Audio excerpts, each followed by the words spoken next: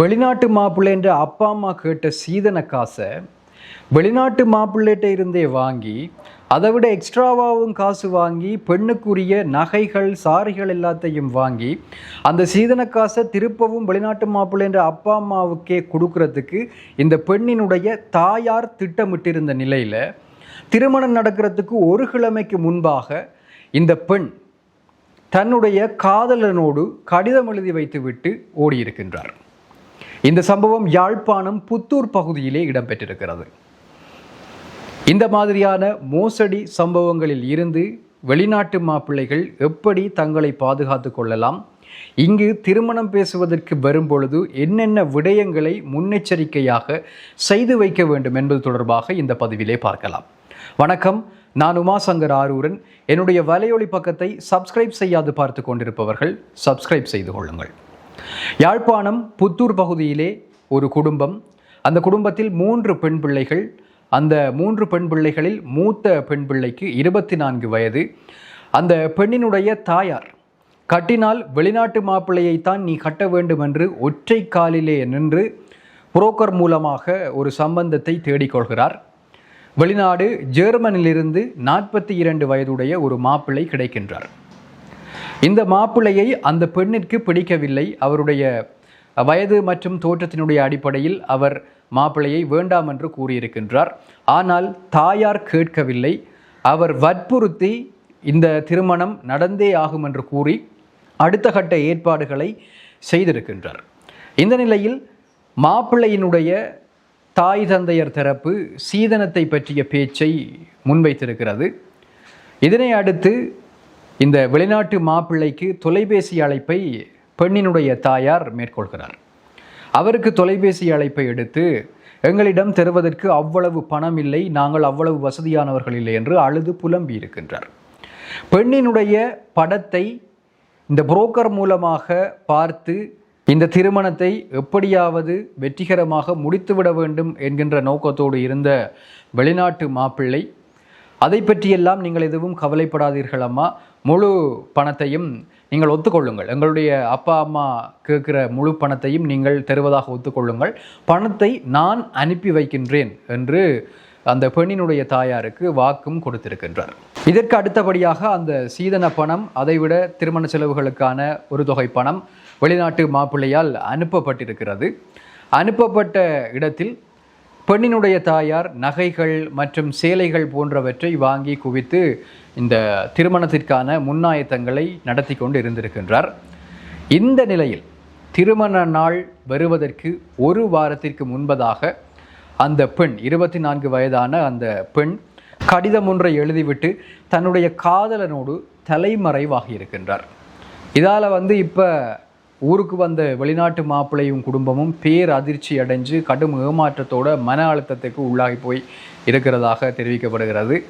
அதே நேரம் தாயும் என்ன செய்கிறது, என்ன பதில் சொல்கிறது என்று தெரியாமல் முழிச்சு கொண்டிருக்கிறார். அநியாயமாக அந்த 42 வயது வெளிநாட்டு மாப்பிள்ளை தன்னுடைய உழைத்த பணம், பல வருட உழைப்பை அவர் இப்பொழுது பறிகொடுத்து விட்டு பரிதாபமாக நிற்கின்றார். இந்த கதை சமூக வலைதளங்களிலே பகிரப்பட்டு கொண்டிருக்கின்ற ஒரு செய்தியாக இருக்கின்றது. இதில் சம்பந்தப்பட்ட அந்த குடும்பத்தவர்கள், நபர்கள், அவர்களுடைய இந்த கொன்ட்ரோவர்சியை தாண்டி நாங்கள் பார்க்க வேண்டிய ஒரு முக்கியமான விடயம் இருக்கின்றது. ஏனென்றால் இது போன்ற சம்பவங்கள் கடந்த காலங்களிலே இடம்பெற்றிருக்கின்றன. இன்னும் பலருக்கு இடம்பெறுவதற்கான வாய்ப்புகள் இருக்கின்றது. ஆகவே இந்த வெளிநாட்டிலிருந்து தாயகத்திற்கு பெண் தேடி வருகின்ற வெளிநாட்டு மாப்பிள்ளைகள் மற்றும் அவருடைய குடும்பத்தவர்கள், நீங்கள் முக்கியமாக முன்னெச்சரிக்கையாக இருக்க வேண்டிய சில விடயங்கள் இருக்கின்றது. அவற்றில் முதலாவது, திருமணத்திற்கு முன்னர் பல முறை நீங்கள் நேரடியாக குடும்பத்தவர்களை சந்திக்க வேண்டும். அப்படி சந்திக்காமல் ஒரு புரோக்கர் மூலமாக வரும் படத்தையும் குறிப்புகளையும் மட்டும் வச்சுக்கொண்டு நீங்கள் தீர்மானங்களை மேற்கொள்வீர்களாக இருந்தால் அது இவ்வாறான பிரச்சனைகளில் தான் கடைசியாக போய் முடியும். தொலைபேசி அழைப்புகளும் வீடியோ அழைப்புகளும் மேற்கொண்டால் மாத்திரம் போதாது. முதலில் பெண்ணிற்கும் ஆணிற்கும் விருப்பம் இருக்கிறதா என்பதனை உறுதிப்படுத்துகின்ற நடவடிக்கைகளிலே நீங்கள் ஈடுபட வேண்டும். அதற்கு நீங்கள் நேரடியாக பெண் வீட்டாரையோ மாப்பிள்ளை வீட்டாரையோ நேரடியாக நீங்கள் அடிக்கடி சந்தித்திருக்க வேண்டும். அடுத்தது, மணமகளினுடைய சம்மதம். அதனை வந்து நேரடியாக கேட்டு வாங்க வேண்டும். அதாவது மாப்பிள்ளை நேரடியாக கதைத்து அந்த சம்மதத்தை வாங்க வேண்டும். பெற்றோரோட மட்டும் கதைக்கிறது, புரோக்கரோட மட்டும் கதைக்கிறது, அதெல்லாம் கதைச்சு கொண்டு அதை கதைக்கிற விஷயங்களை மட்டும் எடுத்துக்கொண்டு எல்லா விஷயத்தையும் முடிச்சு போட்டு கடைசியில் தான் நீங்கள் வந்து இறங்குவீங்கள்னு சொன்னால் அது வந்து பிரயோசனம் இல்லாத விஷயமா போயிடும். ஆகவே இந்த மணப்பெண்ணோட வந்து தனிப்பட்ட முறையில் நீங்கள் கதைத்து அவருடைய சம்மதம், திருமணத்திற்கான முழு விருப்பத்தோடு அவர் இருக்கின்றாரா என்பதனை கேட்டு நீங்கள் அறிந்து கொள்ள வேண்டியது மிக முக்கியமான விடயமாக இருக்கிறது. அடுத்தது, பெரிய தொகை பணங்களை எடுத்த உடனேயே நீங்கள் அனுப்புறதை வந்து நிப்பாட்ட வேணும். யாரையும் உடனடியாக நம்பி இந்த சீதனத்திற்கான நகைகள், ஆடைகளுக்கான பணங்கள் மற்றும் ஏனைய செலவுகளுக்கான பணங்கள், சீதனத்திற்கான பணங்கள், இப்படியான விஷயங்களை எல்லாம் நீங்கள் முதலே செய்யக்கூடாது. அதை வந்து மிக கவனமாக நம்பகமாக உறுதிப்படுத்தி செய்ய வேணும். அதுக்கு ஒரு பத்திரம் மூலமாக அல்லது ஒரு அக்ரிமெண்ட் மூலமாகத்தான் நீங்கள் அவ்வாறான கொடுக்கல் வாங்கல்களை செய்ய வேண்டும். எழுத்துப்பூர்வமான பதிவுகளோடு நம்பகமான முறையில் மாத்திரம்தான் நீங்கள் வந்து கொடுக்கல் வாங்கல்களை செய்ய வேண்டும். அடுத்த விஷயம், சீதன கோரிக்கைகளை வந்து தவிர்க்கலாம். இது வந்து சாதாரணமாக சொல்லிவிட முடியாது. ஏனென்றால் இது வந்து யாழ்ப்பாண சமூகத்தை பொறுத்தவரையில் திருமணத்தோடு அப்படியே பின்னி பிணைஞ்சு போய் பிரிக்க முடியாதவாறு ஒட்டி இருக்கின்ற ஒரு விஷயம் இந்த சீதனம். ஆகவே அதை பற்றி நாங்கள் மேலோட்டமாக சீதன கோரிக்கைகளை தவிர்க்கவும் என்று நான் சொல்லலாது, அதுக்கு காரசாரமான விமர்சனங்கள் வரும். ஆகவே நோமலாக சீதனம் நல்லதா கெட்டதா என்று கூட மனசாட்சியை கேட்டால் அதுக்கு ஒரு பதில் இருக்கும் இல்லையா? அதாவது உடனடியாக வர்ற பதில், காரணங்களை அடுக்கி இன்னொரு பதில் எடுக்கலாம், நேரடியாக உங்களுடைய மனசாட்சி கூறுகின்ற பதில். ஆகவே அதனை பார்த்து நீங்கள் அதற்குரிய ஒரு முடிவை எடுத்துக்கொள்ள வேண்டும். அடுத்தது, அவர்களுடைய பின்னணிகளை விசாரிக்க வேண்டும். நீங்கள் மாப்பிள்ளை குடும்பமாக இருந்தாலும் சரி, பெண் குடும்பமாக இருந்தாலும் சரி, அந்த குடும்பத்தினுடைய பின்னணிகளை விசாரித்து கொள்ளுங்கள்.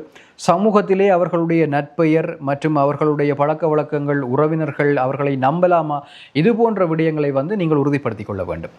அடுத்தது, மிக குறுகிய காலத்தில் திருமணத்தை முடிக்கிறதுக்கு ஒரு நாளும் திட்டம் போடாதீங்கோ. இதை வந்து படிப்படியாக பல மாதங்கள், சில மாதங்கள் பொறுமையாக இருந்து எல்லா விஷயத்தையும் உற்று கவனித்து தான் நீங்கள் இறுதியாக வந்து இந்த திருமணத்தை முடிப்பதற்கான திட்டத்திற்குள் நீங்கள் காலடி எடுத்து வைக்க வேண்டும். புரோக்கரை மட்டும் நம்பவே கூடாது, அவரை மாத்திரமே நம்பி இருக்கக்கூடாது. அவர்கள் கூறுகின்ற தகவல்களை, விவரங்களை நீங்கள் சுயமாக பரிசோதித்து பார்க்க வேண்டும், சரிபார்த்து கொள்ள வேண்டும். அடுத்த விஷயம், பணப்பரிமாற்றங்களுக்கான ஆதாரங்களை வைத்துக் கொள்ளுங்கள். அதாவது ஏற்கனவே கூறியது போல எழுத்து மூல ஆவணங்கள் மற்றும் வங்கி மூலமாக பரிமாற்றங்களை மேற்கொள்ளுங்கள். அதற்குரிய ரிசீட்டுகளை வந்து நீங்கள் வைத்து கொள்ளுங்கள் மற்றும் உரையாடல்கள் போன்றவற்றை வேண்டுமானால் நீங்கள் ரெக்கார்ட் பண்ணி வைத்துக் கொள்ளுங்கள். அடுத்தது, சந்தேகத்திற்குரிய அறிகுறிகளை வந்து நீங்கள் உன்னிப்பாக கவனிக்க வேண்டும்.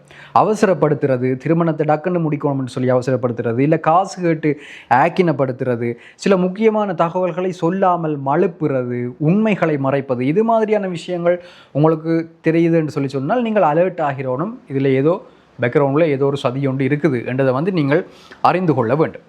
ஆகவே திருமணம் என்பது இருவரினுடைய சுதந்திரமான ஒரு விருப்பத்தோடு சம்மதத்தோடு செய்யப்பட வேண்டிய ஒரு விடயமாக இருக்கின்றது. ஆகவே பெற்றோரினுடைய அழுத்தத்தின் பெயரால் இந்த திருமணங்கள் இடம்பெறக்கூடாது. அப்படி இடம்பெறுமாக இருந்தால் இப்படியான விபரீதங்களை யாரோ ஒரு தரப்பு அனுபவிக்க வேண்டிய ஒரு சூழல் ஏற்படும். ஆகவே இந்த வெளிநாட்டு வாழ் உறவுகள் இலங்கைக்கு வந்து பெண் எடுக்கும் பொழுது மிகவும் அவதானமாக இருங்கள். அதுபோல இங்கிருந்து பெண்ணை கொடுப்பவர்களும் நீங்களும் வெளிநாட்டு குடும்பங்கள், வெளிநாட்டு மாப்பிள்ளை குறித்து மிகவும் தீர விசாரித்து அறிந்து நீங்கள் உங்களுடைய திருமண பேச்சுக்களை தொடர வேண்டும், திருமணத்திற்கான திட்டங்களை வகுக்க வேண்டும் என்று கேட்டுக்கொள்கின்றேன். இது தொடர்பான உங்களுடைய கருத்துக்களை பதிவு செய்யுங்கள். மற்றும் ஒரு காணொளியில் சந்திக்கலாம்.